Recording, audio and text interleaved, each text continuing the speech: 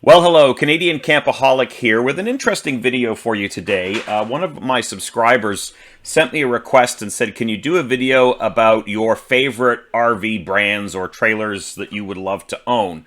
And with so many different styles out there, so many different brands, this video could be hours. So what I've tried to do is kind of cut it down to a handful of brands and floor plans that would work well for us, but would also be brands that I would recommend to you as something to consider.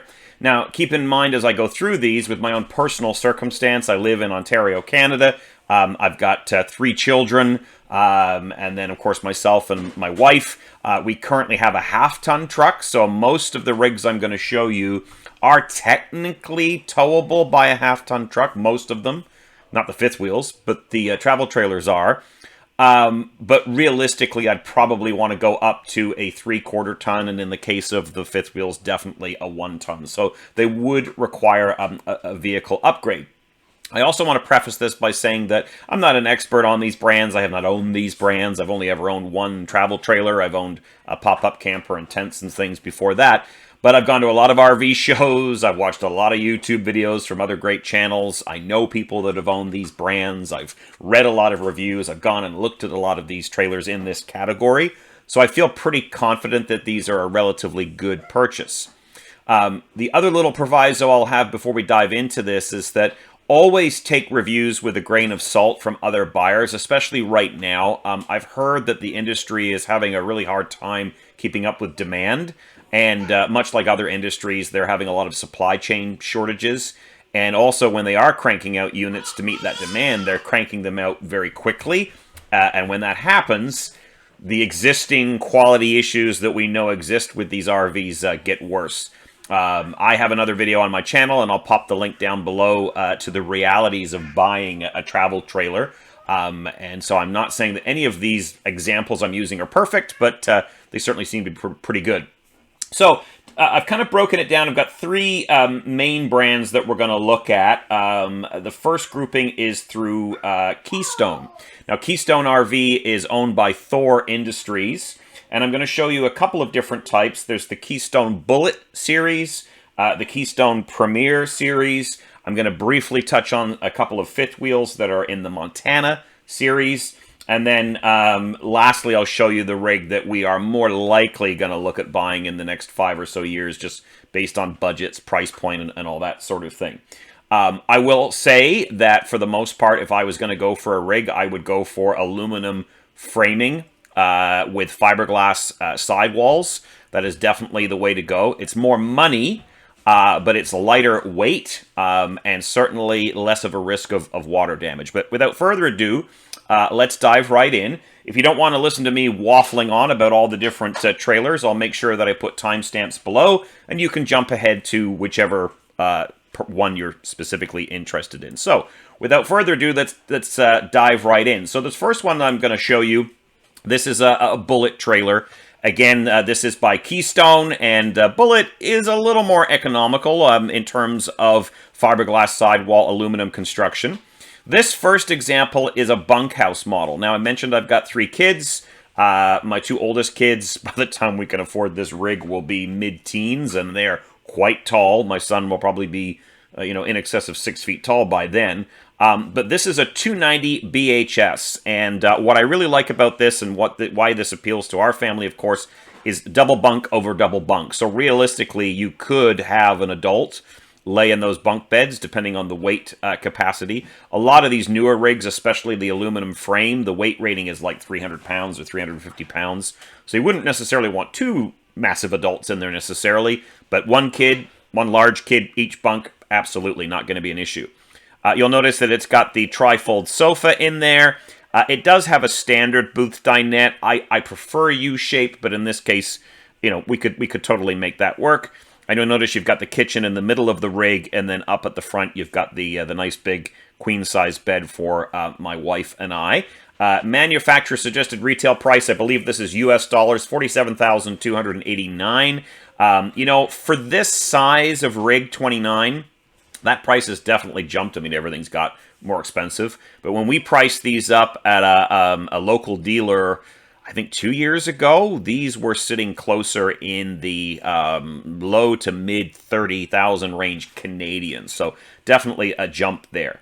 Let's take a quick look at the 3D space and do a little tour of this particular bunkhouse model.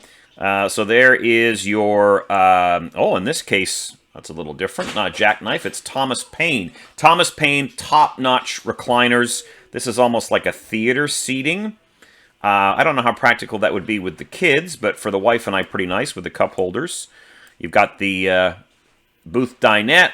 I love the fact that all of the dealers now are starting, or manufacturers rather, are starting to go away from the ugly browns and starting to get a lot more grays. Even Jayco, which is a brand I'm not a big fan of and I won't be showing in this video, they've started to move away from their never-ending poo brown, and they're starting to get into some grays now.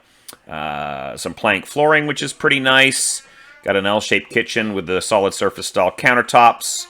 And then, of course, you've got your... how many burners has that stove got? Wow, that's a lot. Kind of hard to tell in the picture. Nice tile backsplash. Furrion appliances. Massive fridge. I'm not sure if the specs will tell us if that's a compressor fridge or a three-way fridge. Nice big television. And, of course, you got the bunks at the back for the kids. Looks like they've all got windows. They've got charging ports. Which is nice. Nice little ladder. Rear bathroom. Very nice if you have children and you go to provincial parks where the sites can be a little muddy. If the kids want to go to the bathroom, they can get in and out without tracking mud throughout the rest of the trailer. You got a nice foot flush toilet there and a shower. Vanity and medicine cabinet. And I believe in the Bullet series, yeah, you've got the slightly arched ceilings. Nice high ceilings. Very, very nice.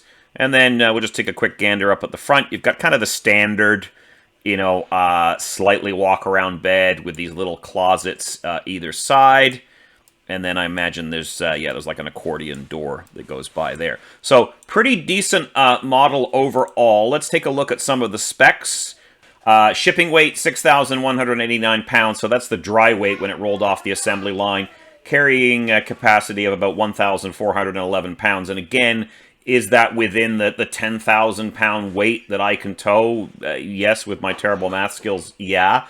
But could I comfortably tow this rig, being that it's 33 feet long and 10 feet high? I know people that do, but you'd probably want to go to a 3/4 ton at least if you're going to tow this. Freshwater capacity of 43 gallons. Hilarious, because my little 22-foot Salem has a 40-gallon tank. But look at that. Gray water, 60-gallon. That's fantastic. 30-gallon wastewater. That's decent. I'd rather see a balance between the two of like 30 gray, 30 wastewater, but everybody's preference is a little bit different. Sleeping capacity, it says 10. That's got to be the one with the trifold sofa. You're not going to sleep anybody on a Thomas Paine recliner. 2 propane tanks, 8 cubic foot refrigerator. So it's got stuff to do with the swatches and the layout and all that kind of stuff. Let's look at some of the exterior features. Electric tongue jack, aluminum frame floors and walls, which is very important because if you get water ingress, and you can get water leaks even in an aluminum structure, there's way less that's going to rot if your walls are made out of aluminum. You've got that molded 3/4 fiberglass front cap, so that means that 3/4 of the front of the cap is molded fiberglass, which is nice. Fully walkable roof. Very important. Rear ladder prep. I always wanted a rear ladder, but I'm a pretty heavy guy with a bit of a gut, and I always worry that when I get to the top of that ladder, getting onto the roof is going to be interesting, so I would just invest in a step ladder. But maybe, I don't know, in an emergency, you have a branch or something come down at the campsite, maybe you'd want that. Dexter Easy Lube axles, that's kind of normal these days. Electric stabilizer jacks, very nice. Let's see. I want to take a look and see if it says anything about what seasons this goes with. I don't know that it has an enclosed heated underbelly. It could possibly, but you'd think that would be under the exterior features, and maybe it's here. Oh yeah, 2-inch heat duct into the underbelly. So heated enclosed underbelly. Most rigs in North America are not really rated for season. Some will try to say they are, and I guess you could, but this would definitely work for us, the April to November time range. So that's an example of a great option that is a bunkhouse for a Bullet. let's just quickly take a look at a Bullet that would be a good couples option. You know, once my kids have grown up and gone off into the world to do their own thing, and it's just the wife and I, then I would probably look at something like this, which is a 291, RLS. This is a rear living suite. Again, you'll notice that it does have the standard dinette, doesn't have the U-shape, but you've got the 2 seats at the back. You've got your entertainment center off to the side, so whoever's in this seat here is going to have to crane their neck a bit. But you've got the slide out. You've got your kitchen. It looks like you've got a bathroom that you have to walk through to get up to the bedroom, but that's not such a big deal if it's just a couple. And let's explore the 3D space. I wonder if I can... no, well, it's okay. We'll just do it through here. All right, so there's the back of the rig. You got to be careful getting in and out of those chairs. You don't bonk your head on the storage there, but you've got 2 Thomas Paine recliners. Nice little spot there to put your beverages. You do have a door right there, though, which I don't know if that's the main entry door. Yeah, it is. So rear entry. Might be a little chilly sitting there, though, with that door. And again, sitting here and looking at that TV is not going to be practical. You know, I honestly don't spend a lot of time looking at couples coaches because I always kind of think about the kids. So you can tell just by my reaction here that maybe I didn't think this one through. But you know what? It's an okay example. And you got a nice little kitchen there. I love these pop-up electrical sockets. They've been doing this in the UK for quite a while, and it's funny how so much of those little things that were kind of standard in Britain are popping up here as a new feature. The RV industry in North America is definitely behind the times in some regards. You got a nice roof-mounted air conditioner, nice big fridge, again, Furrion appliances. And then, oh no, you do have an entrance into the bedroom up at the front. So, and then there's that bathroom that you go through. But again, why do I choose Bullet? Moderate price point, gives me that feel of a higher-end coach. You've still got the aluminum framing, fiberglass sidewalls, and a pretty nice setup overall. So this particular model, shipping weight 6,264 pounds, cargo carrying capacity 1,336. Again, still technically half-ton towable, but at 33 feet 7 inches. I don't know, you get a wind on the side of that, and you got a problem. Now, notice in this one, the gray and the waist are equal, so that's pretty good. Yeah, overall, a nice rig. I'm not going to go through all the specs. I think you get the point. But those are the Bullet series. Now, Keystone also makes a Premier, and it gets confusing because every year, a lot of the manufacturers change their lineup. Like, we have a Salem Cruise Lite FSX, but now Cruise Lite and FSX are completely separate. And with Bullet and Premier, it used to be a Bullet Premier, but now Bullet and Premier is separate. It gets so confusing. But anyway, let's close out the Bullets, and let's now go look at a Premier. So Premier, higher price point, little more fancy. I'm not entirely sure what the differences are. Probably better fittings and fixtures and a little more robust, and I imagine that the Premier probably really are a four-season. Why am I liking Bullet? Why am I liking Premier? Well, you know, I had a really good experience with the dealer where we bought our camper, and they carry a lot of Keystone products and a lot of Forest River products. And I looked at a lot of these rigs there, and again, I've done some a little more research into the user experience with these. So this is similar to the bunkhouse that we saw earlier. This is the 29 BHPR. You'll notice this one's coming in the MSRP at $52,450. So quite a bit, not quite a bit, but a fair bit more money for this one. I think one of the nice things about this one is it's got the outdoor kitchen, and you've got that little mini reefer outside, the little fridge. You've got the solid step. You've still got the double bunks. You've got a nice little fireplace with the entertainment center, so it's a little more practical. You're not straining your neck to see the TV. You've got the tri-fold sofa and the queen-size bed. Let's go take a look at the interior of this one and see if we can spot the differences. So immediately I'm noticing the colors. My memory's not the greatest, but it definitely seems a lot brighter. Decent amount of kitchen space. Nice big TV. You've got little fireplace underneath it. Okay, so is that a Thomas Paine tri-fold sofa? Interesting. The fact is Thomas Paine is nice, though. Roller blinds. You've got the bunks. Now, keep in mind with some of these bunks, there doesn't appear to be... I don't know if there's a curtain rail or not, or if that's just a bit of flashing to put the Luan together. But not a lot of privacy for the rear bunks. If you want to get into a model where the bunk room is separate, that's massive. And something I forgot to mention at the beginning of the video is that these rigs, the reason I'm keeping them around that 30-foot length maximum is we go to provincial parks, and you don't want to be going much bigger than 29, 30 feet. In fact, I'd even say 30 feet is going to limit quite a few places that you can camp. Realistically, if you're going to go into a provincial park or probably a state park, you'd want to stay in that 24 to 27 foot length, but we're doing a little bit of dream shopping here. So, rear bathroom. So that's okay. No rear entrance, but yeah, well, I can't have everything. Well, there's a rear entrance, but not straight into the bathroom, I guess is what I'm trying to say. So they would have to go a little bit. Kitchen's a little small, but that's okay. And then we're up into the bedroom. So in terms of the specs, sorry, my daughter's making some noise in the back. That's okay. Looks like they've got an upgraded frame.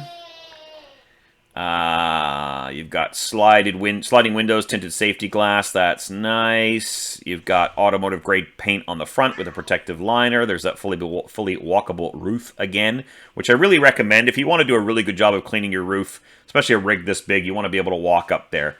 I don't walk on my roof. I think you could, but I'm not going to do it. Lots of pass-through storage. Again, the gray is more massive. Curious to get your thoughts in the comments about whether having a gray bigger than the black is a good idea or not. I'd kind of like having them both set up the same way. Appliances and utilities. You've got all kinds of ACs on this. It looks like you've got 2 AC units.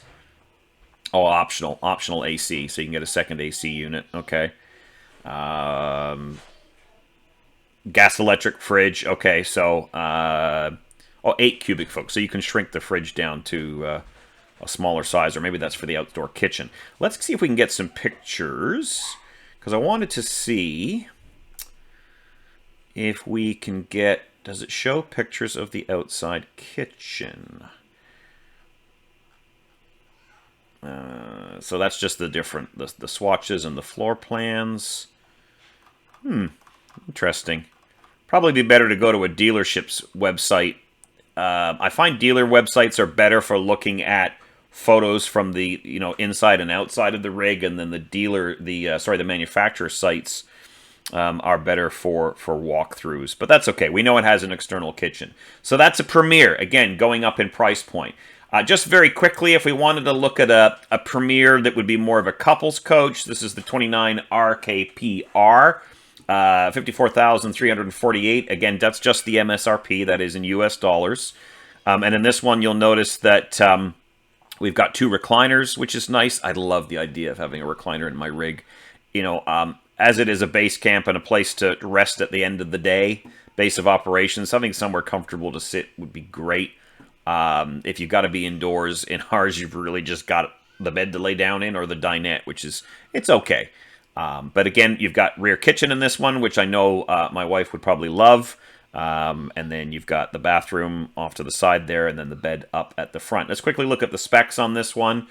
So this one is actually a little lighter than some of the others. So 6,700 pounds, give or take, for the shipping weight. That cargo carrying capacity seems really low, which is kind of surprising.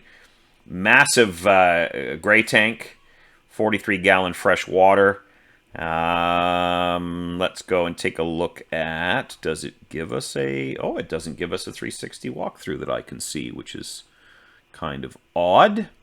But anyway, that's just a point of comparison. What appealed to me about this, though, was the open floor plan, and the fact that you've got the nice little fireplace, the recliners, and you've got that rear kitchen. Now, let's talk fifth wheels for a moment. There are some fifth wheels that have bunkhouses. There are some fifth wheels that claim they're half-ton towable, although that's debatable.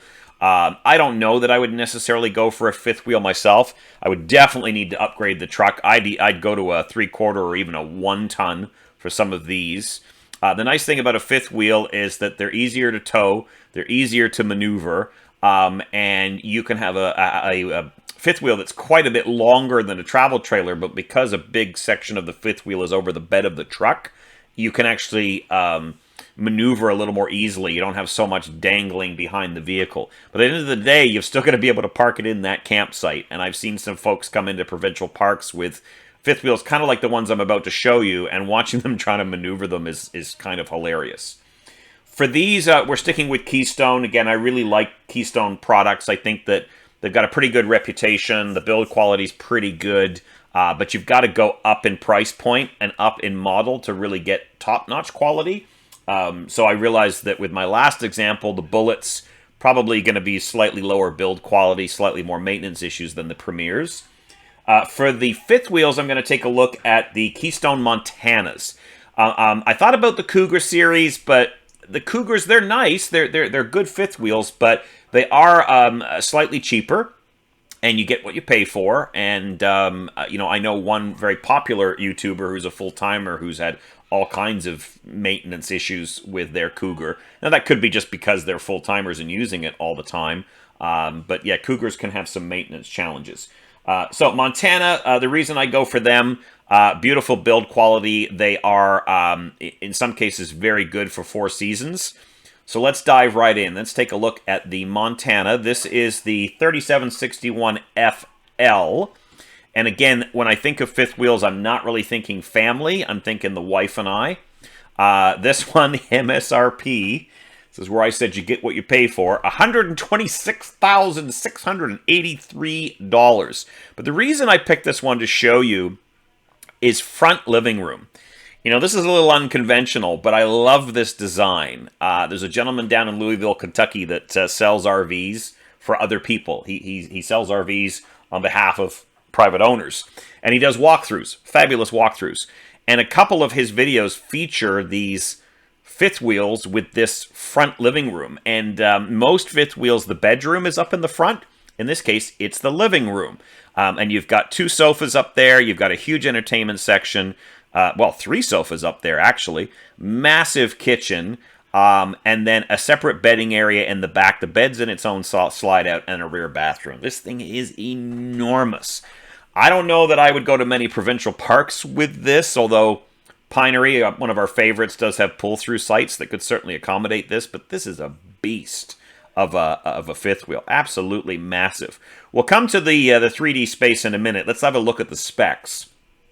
14,345 pound shipping weight, cargo carrying capacity just under 2,500 pounds. So you absolutely cannot tow this with a half ton. Can you imagine? You probably want to go, like I said, 3/4 or a 1 ton.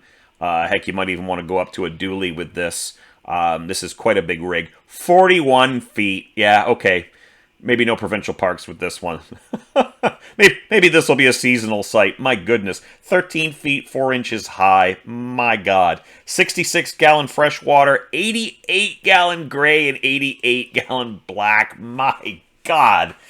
If you're going to be dumping that at the dump station, that's going to take a while. But absolutely fantastic. Keystone exclusives. You've got, oh, wow, all kinds of fanciness in your ductwork. In-floor heating. Oh, my goodness. Fancy slide construction. So that basically means this is a true fit slide construction. It's a better quality version of a slide. It's not going to go off the rails. It's not going to leak as much. But wow, very, very nice.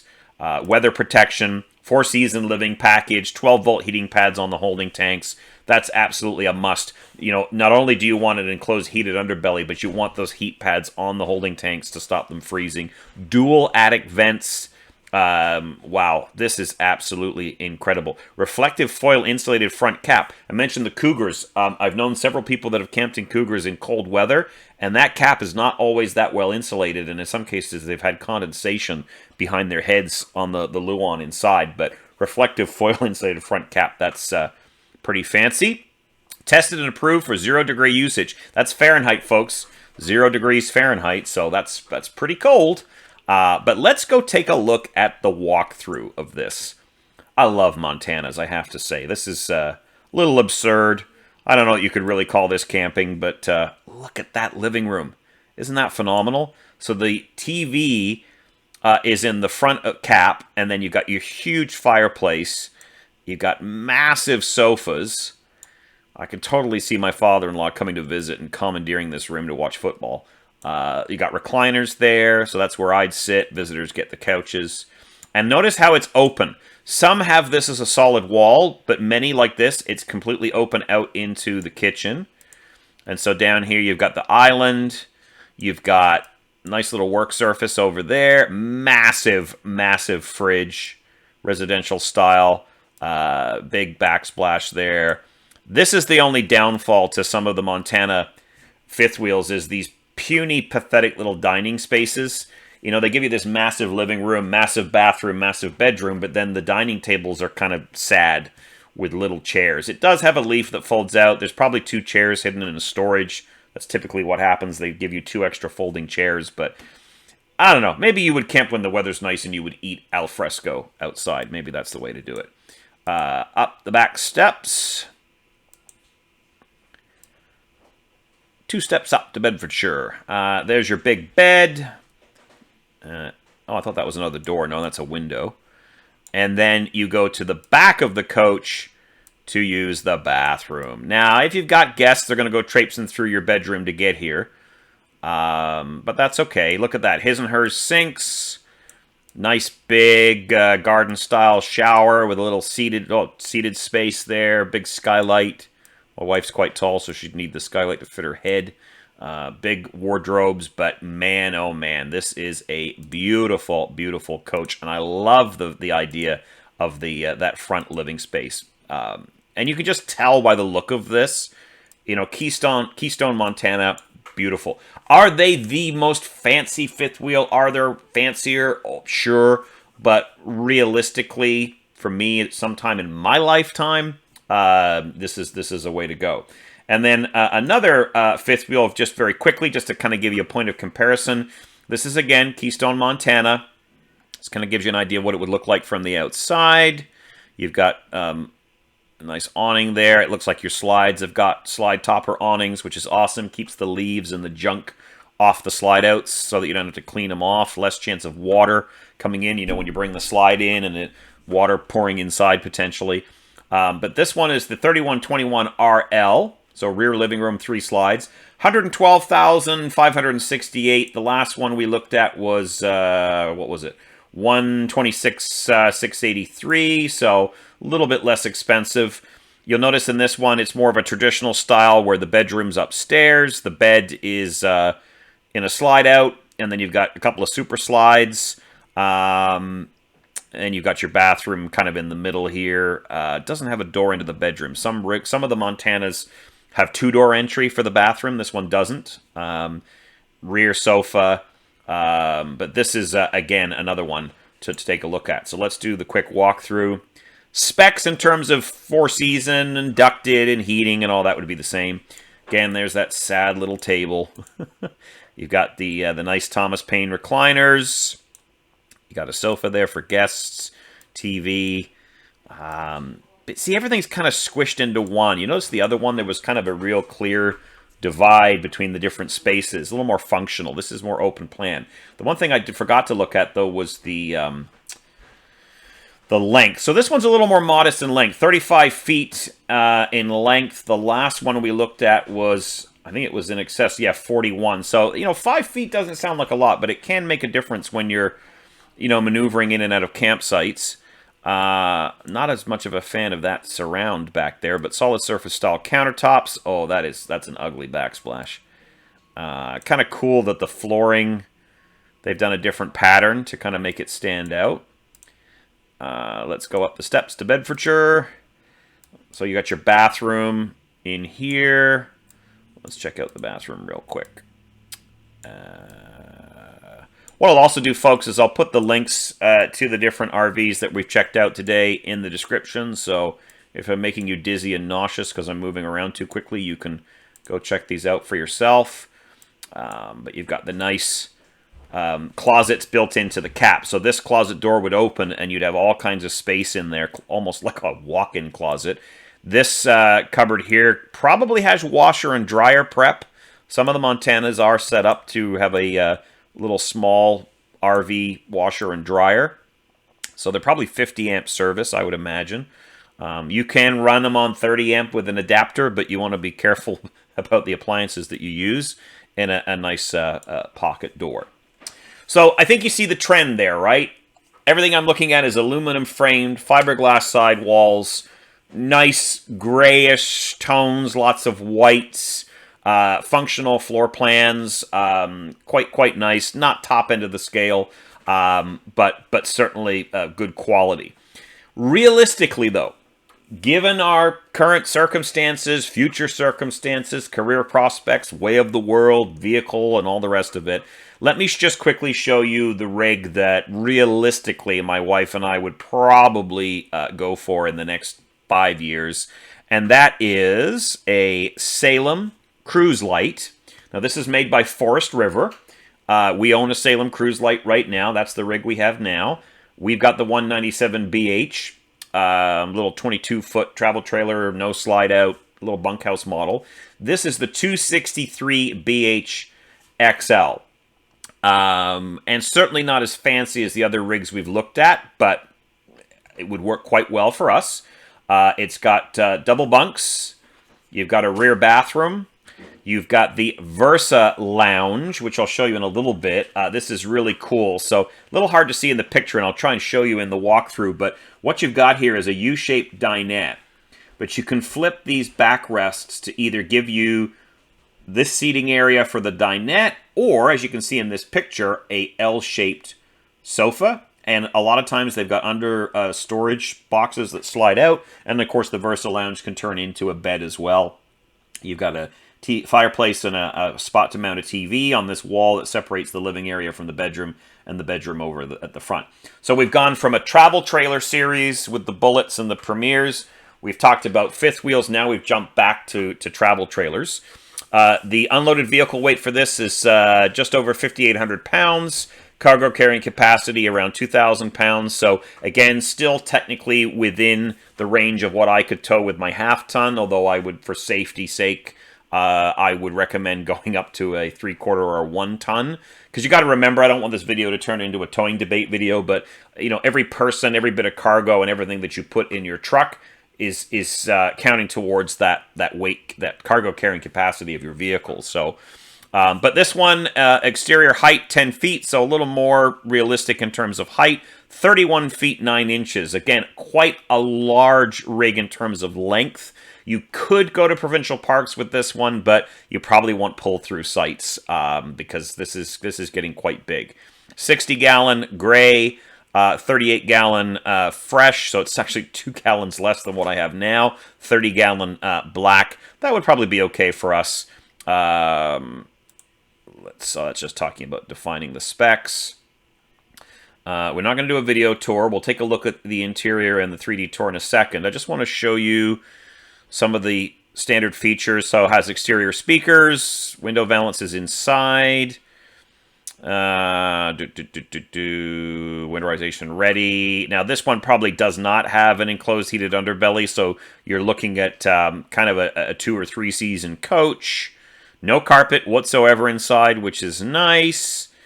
New features. Oh wow, look at all the different pictures that we can take a look at. Now, the other big change with this one, folks, if you take a look at, say, this picture here, this is stick and tin. So this is wood frame construction, aluminum sidewalls, fiberglass front, and again, as you've seen on many of my other videos, you get a lot more trailer for your dollar, but it is heavier, a lot more weight. Given its size, and again, seals are critical because if you get water in this sucker, it's going to rot things out pretty quickly. You'll notice this is kind of typical of Salem. They've got these big radius doors with no windows. Not really a big deal because in the summer you can have the door open and light comes through the screen. Funny little windows on this side, but that's because they give you tons of cupboard space on the interior. So your kitchen is over here. And I'm just having a quick look. Yeah, the damn water fill is again on the entry side, which is a pain in the neck when you go to the fill stations because fill stations in North America are typically set up to be on the off side of the trailer. But it looks like all the utilities, this is just like our rig. There's your furnace outlets, your vents, and yeah, your gravity fills on that side. But whatever, we make it work. We make it work. Anyway, let's close this window. I just want to see if there's any other good exterior pictures before we jump into the interior. But I think you get the point. Very similar to our rig. Twin axle. But let's go inside and take a look at the inside, and I'll show you why this one appeals to my wife and I. And the other thing I wanted to see, does it give a MSRP? No, it does not. So what I'll do is underneath right now, I'm going to post what the current price is at a dealer near us in Canadian dollars.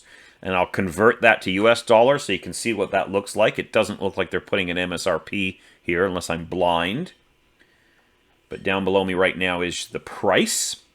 Let's dive into the 3D space.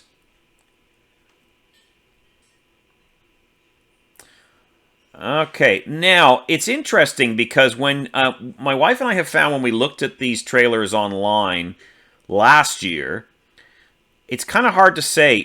In this light, these almost have like a brownish tinge, but when we've looked at the actual dealer that we would buy it from, much lighter, much more gray. But this is the Versa Lounge I was telling you about earlier.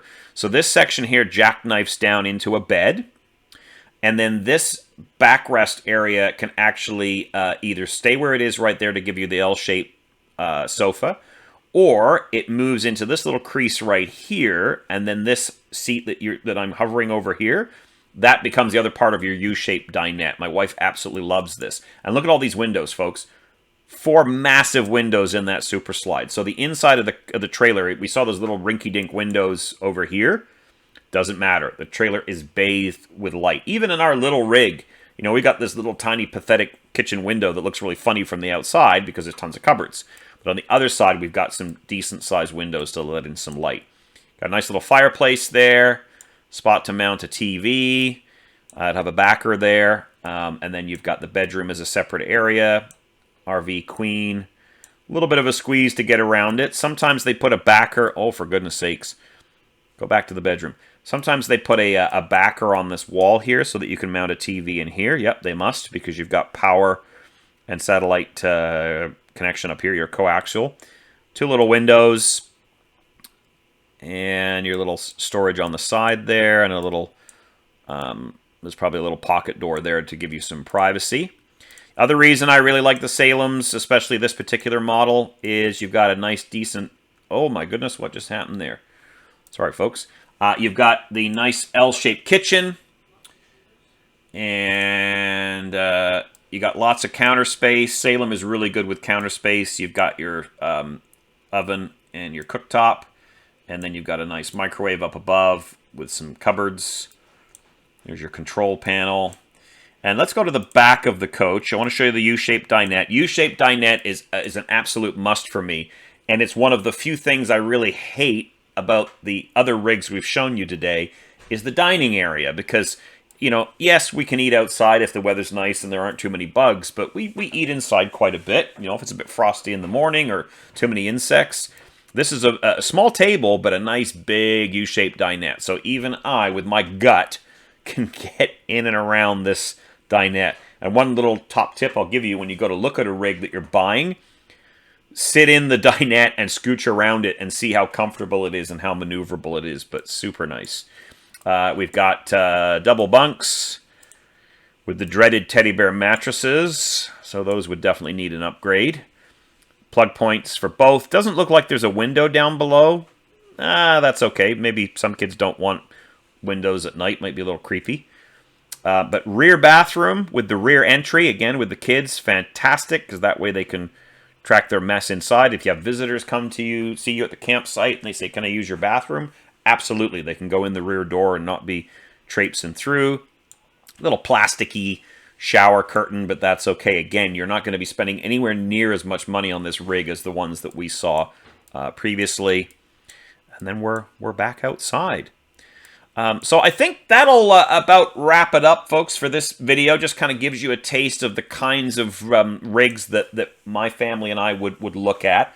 You'll notice that there's no Airstreams on here. Airstreams are beautiful, quality craftsmanship, but my God, they're expensive. They do not have slide outs. They're not, I don't know, I don't really see an Airstream as being the best family option necessarily, maybe for couples. But they just strike me as a big heat sink. You know, aluminum skin, some insulation, and then aluminum skin on the inside. So I'm interested if anybody here owns an Airstream, what it's like in cold weather camping or hot camping for that matter. And also no little teeny tiny bijou cutesy little, you know, fiberglass trailers in this list either. You know, the Casitas and the, what's that other one that's out there? There's and Scamps. Those have become very popular lately, but man, they have a lot of build quality issues with like cabinet doors falling off and all kinds of little things going wrong with them, and they just seem really chintzy inside. But yeah, there, you know, no motorhomes in here either. Lots of different brands that I've probably missed. But anyway, gives you some insight into what I would look for in a coach. As always, if this is your first time to the channel, please do go ahead and subscribe. Give this video a thumbs up, and hope you're getting ready for the 2022 camping season. We'll talk to you later.